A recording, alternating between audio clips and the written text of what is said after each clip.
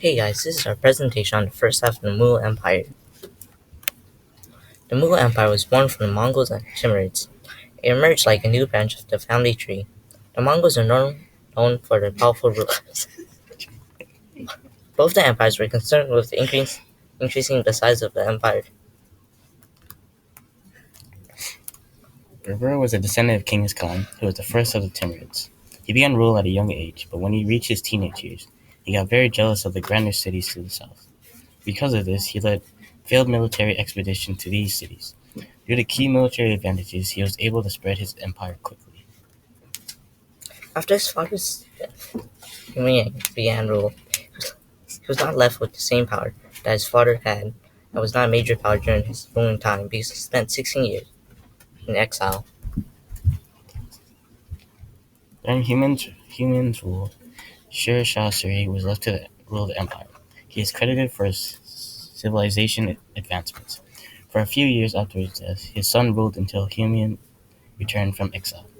In 1555, he and the Mughal Empire marched into Delhi to retake the throne.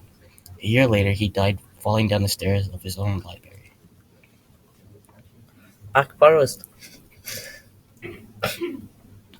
to rule the empire. People looked to him when it came to the movement for independence from the British. Akbar used existing Delhi Sultanate to connect central, eastern, and western India.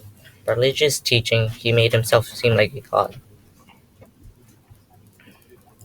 Following Akbar's death in 1605, his son Jahangir came to power in the Mughal Empire. Jahangir ruled from 1605 to 1620 and largely followed in the steps of his father. His great accomplishments, without adding much of his own.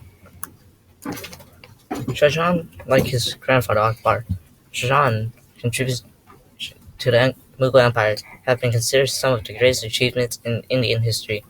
Akbar had made substantial territorial advancements during his reign, incorporating Rajasthan and Gujarat to the western and Bengal to the east of the Mughal capital in Delhi. In addition to his military might, Shah Jahan asserted his authority over the empire by undertaking the construction of some of India's magnificent agriculture, like the Red Fort Agra Fort.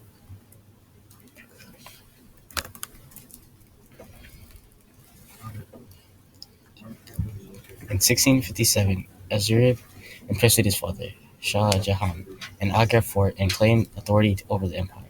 When Azurib's official rule began in 1658, he instated stricter religious regulations than the great emperors before. Akbar drafted a massacre system. The massacre was responsible for providing the Mughal Empire with the military might, starting as low as 10 horses and military personnel and increasing as many as 5,000 horses and persons. The Portuguese were the first to establish substantial trade routes from India to the rest of the world by sea. They instituted processes through which they could guarantee their success and control the two key Indian ports. Upon Portuguese establishment in the port city, traders from other parts of Europe, Asia, and the Middle East settled and created their own trading companies in Calicut. The foreign presence in Calicut brought new religions and cultures to the subcontinent.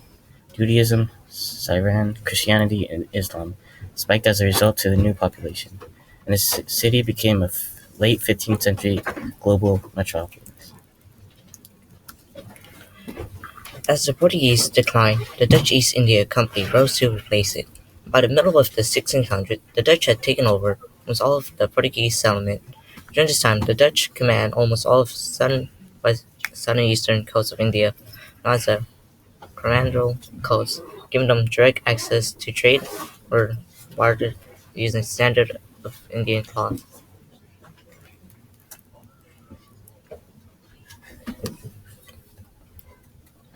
As other trading powers declined, the British saw their opportunity to establish an official relationship with the Mughal Empire in 1600.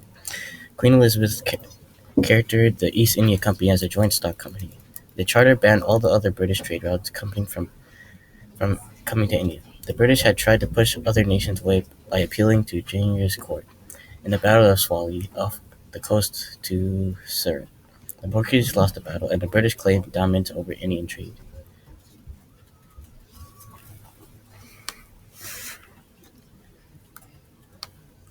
And this is our works cited.